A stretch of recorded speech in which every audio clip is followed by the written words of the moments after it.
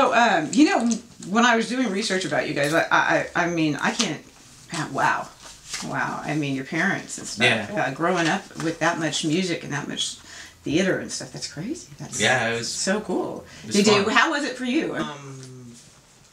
It was definitely, I remember the first time I saw my dad perform, I just thought, wow, you know, even as a young kid, when I first saw him perform, I just thought that he was it for me. You know what I mean? I didn't have to look past my family to have like an idol or someone to look up to. He was it. Right. And I just kind of had a feeling that we were gonna fall into that. Yeah. You know, but I mean, you know, we, you know, growing up in New York, I mean, having parents that were both in the music industry for many years, I mean, it was pretty much inevitable that the both of us were going to end up in music, you know. Right. But I mean, but they always, like, our parents always had music in the house, and they always, you know, they would teach us music that they were doing at that time, or, you know, have like the sheet music out, and we would just, like, on the dinner table, we would just go over songs and stuff like that. And it always seemed like music was always going on in the house. And yeah, it was kind of they tripped out on that, like teaching us their sheet music and stuff. And I mean, of course, we were inquisitive, you know. I mean, we were always into their things and stuff like that. My dad was always leaving his sheet music around and stuff. So, you know, my dad would practice on the piano and stuff. We had a piano in the house. So, I mean, we were always fiddling around on the piano and learning his music and stuff like that. But you know, my mom kind of slowed down with her career when she was raising us, and my dad pretty much, you know, kept it going, you know, for quite some time. So he wasn't always around, you know, he was always on the road. But you know, they didn't like to take us on the road with them.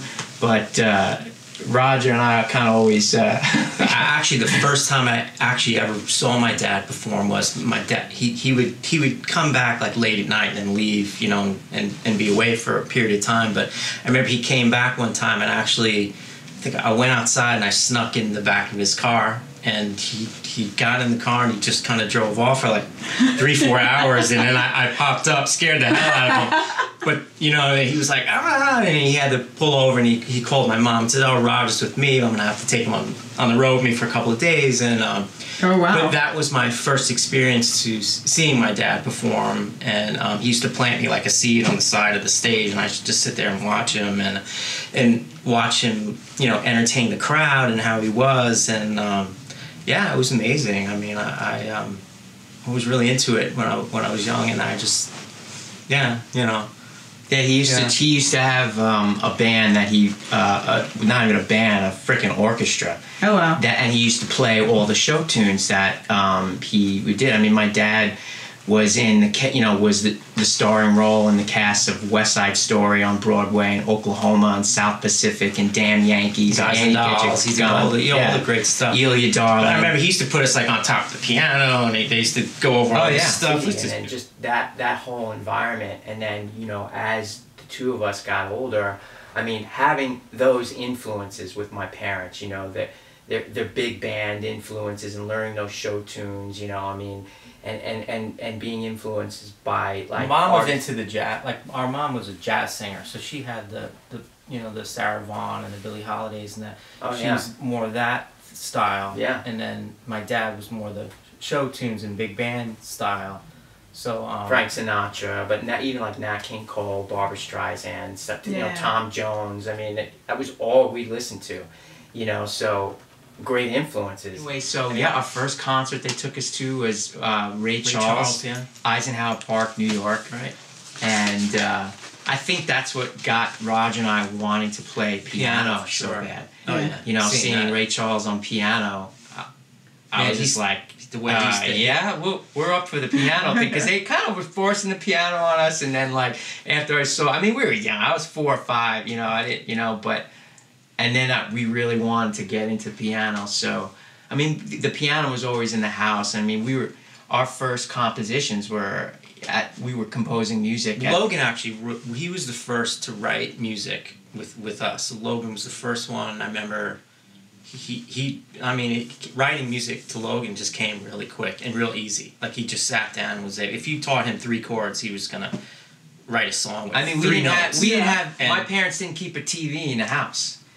They kept the piano in the house. Oh yeah. So and no That video works, games, none of that crap. So for us, I looked at the piano as like a video game or just something that was just it was something to do. Right. Exactly. I was just very interested. Something to play. Yeah, something to play with. Yeah. And we didn't really understand. Like I didn't understand why like they were having someone teach us the piano and what the piano was there for. What until we saw Ray Charles. When we saw that.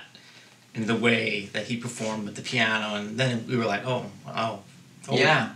Yeah. So that's a whole new world, yeah. No, totally. Yeah. But I mean, so having all those influences was amazing. But, you know, being in the city and stuff, you know, as we kind of got older, Roger and I, like 12, 13, the teens, then we started experiencing the club scene. And then it was slowly kind of 12 or 13. Well, and then it went from your introduction into rock music. Okay. And so we went from Nat King Cole and Sara Vaughn to the New York Dolls, the Stooges, the Ramones, the Plasmatics, huge influences on Blondie, Velvet Underground. Yeah. Want me to keep going? But you can hear that in your music too. Yeah. You know, so that broke it open for the two of us. I mean, it was.